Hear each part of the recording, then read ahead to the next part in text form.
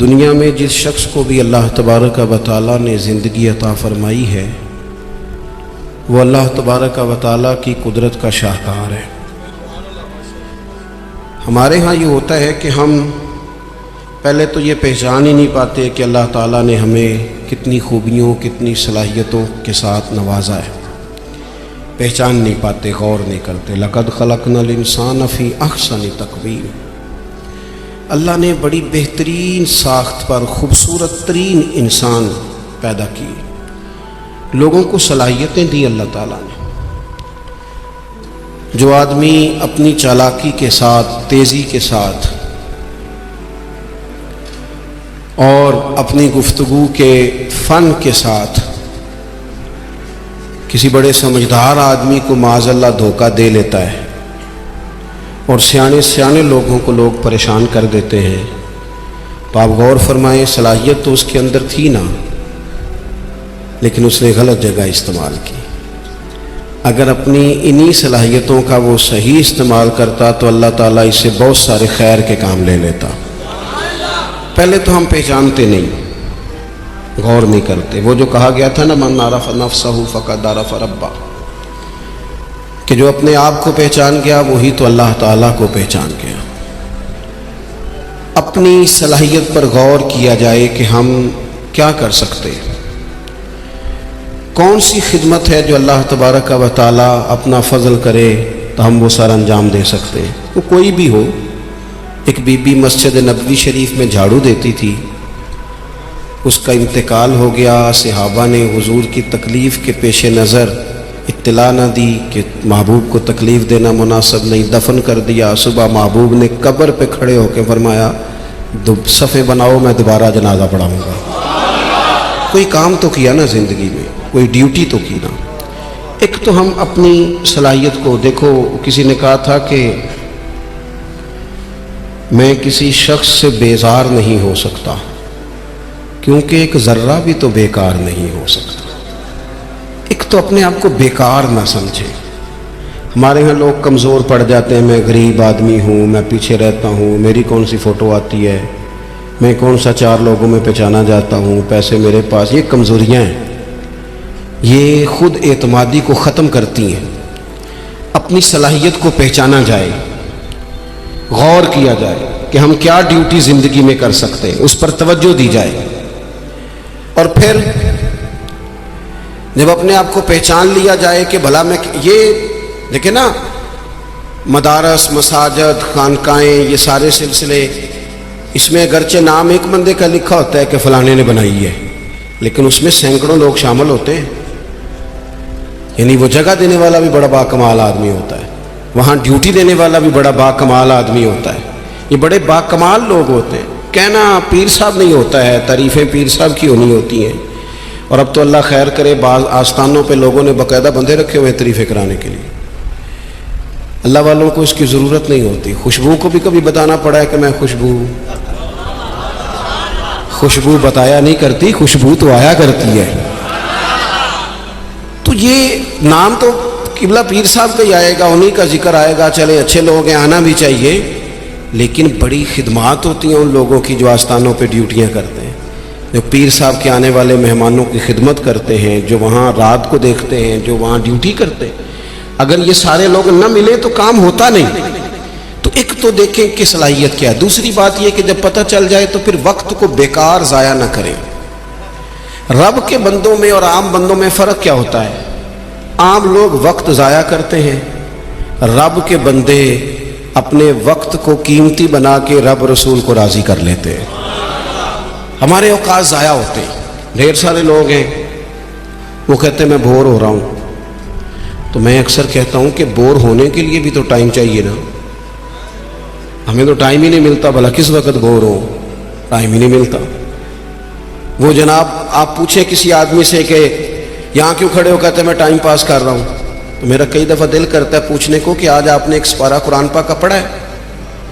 محبوب تو پوچھتے تھے نا صحابہ سے صبح کہ آج کسی نے جنازہ پڑھا ہے، مسکین کو کھانا کھلایا ہے، آج فلاں آدمی نے کوئی نیکی کی، محبوب سوال کرتے تھے۔ تو ٹائم پاس کر رہا ہوں، جی بھی اتنا ٹائم آیا کہاں سے جسے پاس کرنا پڑا؟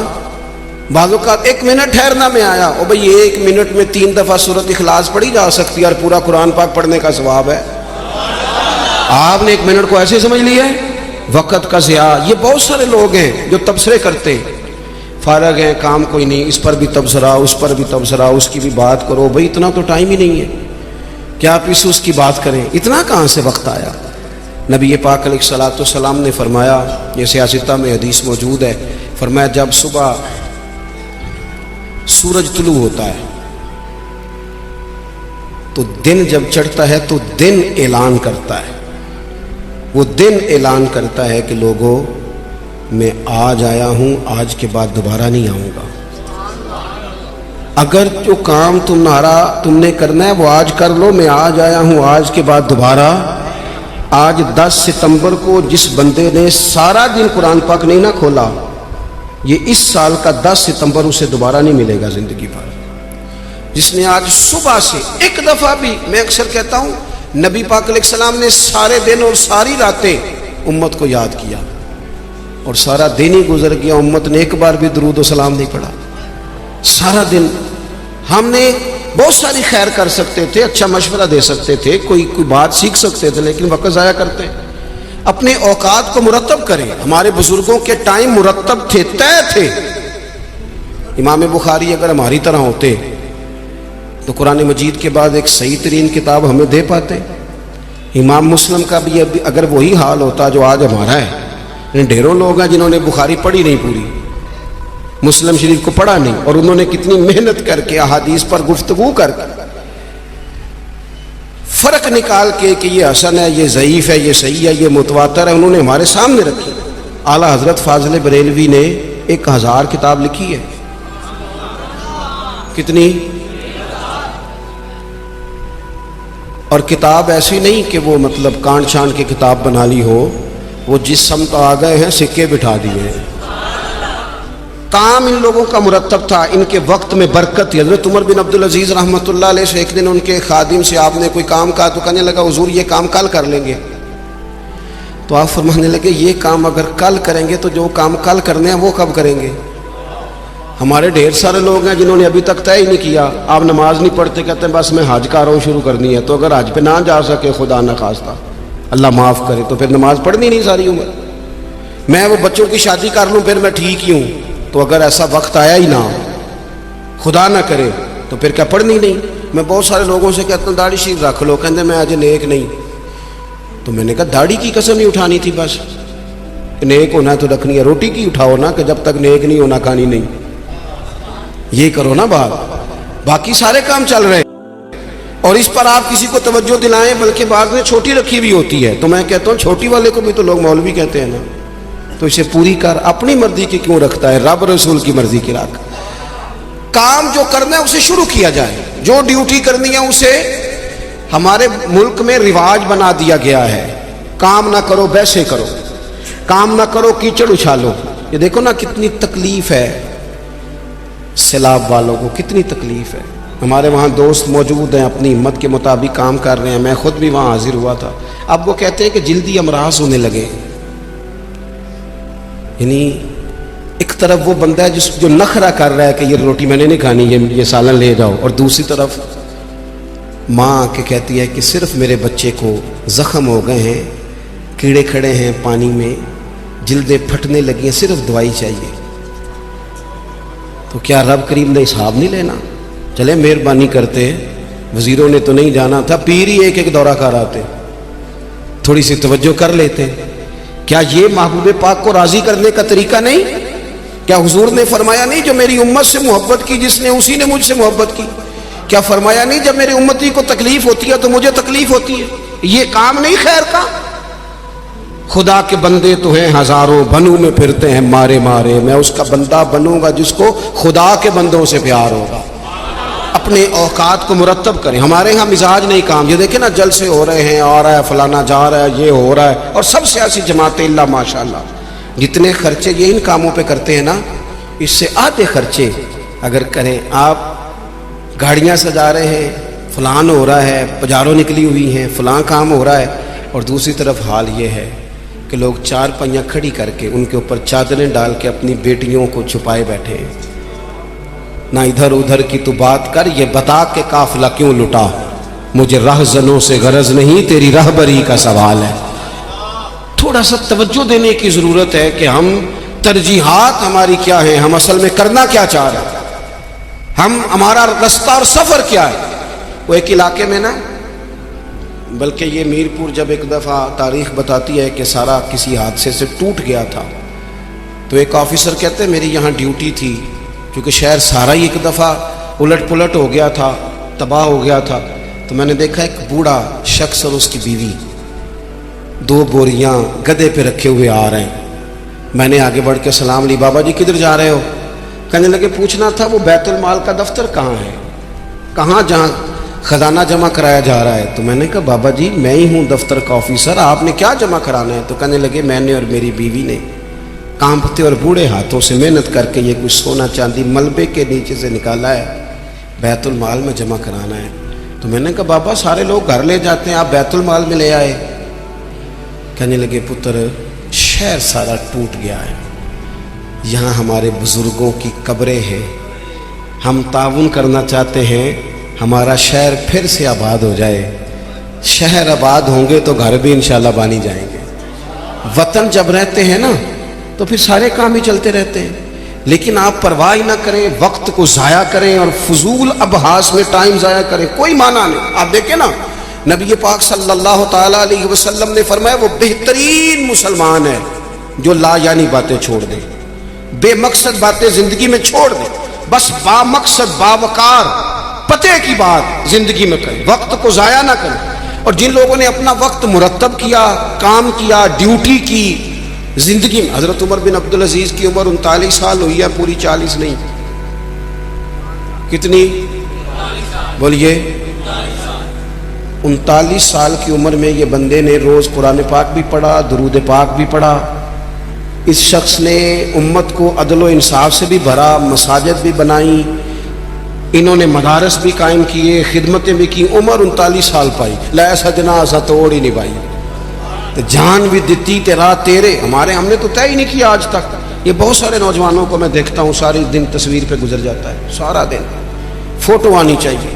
اور قوم نہ زیادہ تر اللہ ماشاءاللہ بالخصوص نوجوان نسل ہواؤں میں زندہ ہے، خوابوں میں زندہ ہے، موبائل کے اندر زندگی گزار رہے ہیں۔ زندگی کے دکھ کچھ اور ہیں، کرب کچھ اور ہیں، تکلیفیں کچھ اور ہیں، سمجھنے کی چیزیں کچھ۔ جب دوائی کی ضرورت ہو تو پھر گوشت سے پیٹ نہیں بھرا جاتا، پھر دوائی ہی کھانی پڑتی ہے۔ ترجیحات اور ہیں، ہمیں اور طرف بڑھنا ہے اپنے آپ۔ اور جب بندہ مرتب زندگی گزارتا ہے نا، جس مقصد کے لیے رب کریم نے اسے بھیجا، الذی خلق الموت والحیات لیبلوکم ایکم احسن عملا، جب وہ بہترین عمل کرتا ہے تو پھر وہ کافر کا نظریہ ہے کہ مر جائیں گے تو فنا ہو جائیں گے، زندگی میں جو موج کرنی ہے کر لو، یہی ہے سارا کچھ۔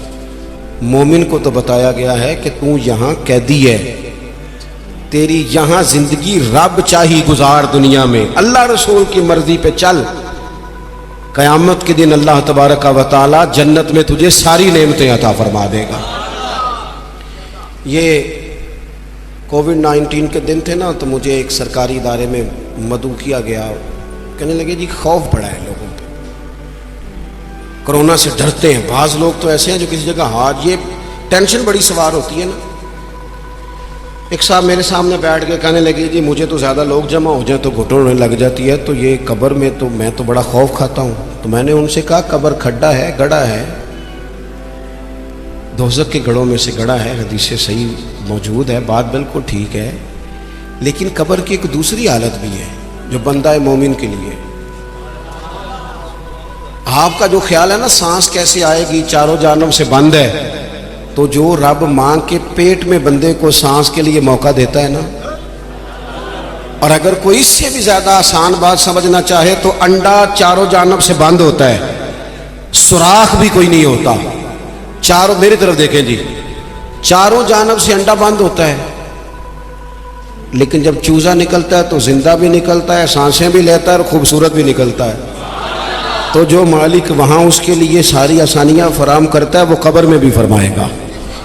لیکن دو حالتیں ہیں نا، ایک وہ کھڈا ہے وہ گھڑا ہے. دیکھیں میں نے اگر گجرانوالہ آنا ہے تو گجرانوالہ کی سڑک پہ چڑھنا چاہیے, پنڈی والی سڑک پہ تو اگر کوئی سڑک ہی اختیار کی ہو جو سیدھی کھڈے میں جاتی ہو, تو اس نے تو سڑک جان بوجھ کے اختیار کی ہے. نہ حلال حرام کی تمیز ہے, نہ بولنے میں احتیاط ہے, نہ کوئی پرواہ ہے, نہ بیٹیوں کا حق دیا ہے, نہ بہنوں کو ان کا حق دیا ہے, نہ ذمہ داریوں کا احساس کیا ہے. تو پھر اللہ معاف فرمائے, اس نے تو سفر ہی کھڈے کا شروع کیا ہے. لیکن اگر اس نے زندگی تھوڑی محتاط گزاری ہے, رب چاہی گزاری ہے, تو پھر قبر کی دوسری حالت بھی حضور نے بیان کی. یعنی بندہ مرے گا تو ذرا تصور کرنا کیا کہنے لگا ہوں, جب وہ مرے گا تو اس کی صرف قبر نہیں بلکہ اس کی قبر باغ ہے, کیاری ہے, قبر باغ ہے, اور معمولی باغ نہیں, جنت کے باغوں میں سے باغ. اور ایسی کیاری جنت کی, ایسا باغ, ایسا گلشن کہ جس میں آنکھ کھلتے ہی پہلی زیارت ہی مدینے والے محبوب کی نصیب ہو. کیا کہا حضرت نے, کہنے لگے لحد میں عشق رخ شاہ کا داغ لے کے چلے, ہم نے اندھیری رات سنی تھی چراغ لے کے چلے. اب اللہ فرماتا یوم نحشر المتقین الی الرحمن وفدا. فرمایا جو متقی لوگ ہوں گے نا, پرہیزگار, وہ جب رب کی بارگاہ میں پیش کیے جائیں گے تو مہمان بنا کے پیش کیے جائیں گے. اللہ کی بارگاہ میں مہمان بنا کے, وَنَسُوقُ الْمُجْرِمِينَ إِلَىٰ جَهَنَّمَ وِرْدًا, اور مجرموں کو جہنم کی طرف پیاس سے ہانکا جائے, پیاس سے ہانکا جائے. اپنے معاملات زندگی کو ہمیں جلدی سے طے کر لیں, وقت نہ گزر گیا تیزی سے. کالے بالوں کی جگہ سفید آنے لگ گئے, اور تندرست وجود کہیں کہیں سے درد کرنے لگ گیا. یاروں کے دوستوں میں سے, یاروں کی جماعتوں میں سے کچھ دوستوں کے ہم جنازے پڑھائے, وہ جنہ باجوں ایک پل نہیں سجیندے, پھر وہ شکلیں یاد نہ رہی ہیں. داؤد تائی رحمۃ اللہ علیہ سے ہارون رشید نے کہا تھا کہ کوئی نصیحت کر دے, تو فرمانے لگے آپ کے والد کہاں ہیں؟ کہا قبرستان میں. دادا قبرستان میں. کہا ایک بیٹا بھی تھا قبرستان میں, بھائی قبرستان میں. فرمانے لگے تو نے اتنے جنازے پڑھے, ابھی بھی میں تجھے نصیحت کروں؟ تیرا کیا خیال ہے؟ وہ چلے گئے, تو نے نہیں جانا؟ او پئیاں دستیاں قبراں جنہ تے پھل پئے, ادھروں تے کوئی نہیں جی آمدا, ادھروں ہی لکھاں گئے. اپنی زندگی میں تھوڑا چیزوں کو طے کریں. بڑی ہو گئی تصویریں, بڑی ہو گئی ویڈیو, اور بڑے ہو گئے چکر, اب بڑا کچھ ہو گیا. اب تو بھائی کوئی اگلا کام ہو, توجہ ہے اب دوستوں کے میری بات میں, اب کچھ تھوڑی سی نا تیاری ہو. اور آخری بات یہ صوفیاء کرام تھے نا, ان کے مصلے آباد تھے, اللہ اللہ کرتے تھے, ہماری جان نہیں چھوٹتی. اب تو ڈاکٹر کہتے ہیں کہ بہت سارے لوگ چونکہ وہ زندگی موبائل پہ گزارتے ہیں تو گہری نیند سو ہی نہیں پاتے, ہر وقت توجہ کہیں اور لگی ہوئی ہوتی ہے, ہر وقت. وہ تو سنجیدہ مطلب سو ہی نہیں پاتے, چار چار موبائل رکھے. بزنس مین صاحب نے اللہ کسی کو کوئی بات سنا رہے ہیں, کسی کو کوئی سنا رہے ہیں, یاد ہی نہیں رہتا میں نے سویرے کیا کہا تھا. الجھی سی زندگی کب ہوتی ہے؟ جب بندہ مصلے پہ نہیں بیٹھتا, سارا کچھ بند کر کے, جان چھڑا کے, سر رات بندہ کچھ دیر اللہ اللہ کرے. والذین یبیتون لربہم سجدا وقیاما. کچھ دکھ بندے کے بڑے ذاتی اور نجی ہوتے ہیں, وہ کسی کو نہیں بتائے جا سکتے, چاہتے ہوئے بھی بندہ نہیں بتا سکتا. ہمیں شریعت نے دعا سکھائی ہے, جو کسی سے نہیں کہہ سکتے وہ رب رسول سے کہہ دو, کھل کے کہہ دو, کرم بھی ملے گا, عزت بھی ملے گی. تو اپنی زندگی کے معاملات کو ترتیب دیں, بالخصوص مصلی, دعائیں, عبادتیں, اللہ سے جڑے کوئی ڈیوٹی زندگی میں کریں, لیکن خدمت کا مزاج بنائیں. یہ جو دوڑ دھوپ ہے نا ہماری بلا وجہ کی, اس سے باہر آئیں. اللہ کی بارگاہ میں دعا کرتا ہوں اللہ مرحوم بزرگوں کی بخشش فرمائے اور ہم سب کے حال پہ رحمت کی نظر فرمائے. آخر دعوانا الحمدللہ رب العالمین.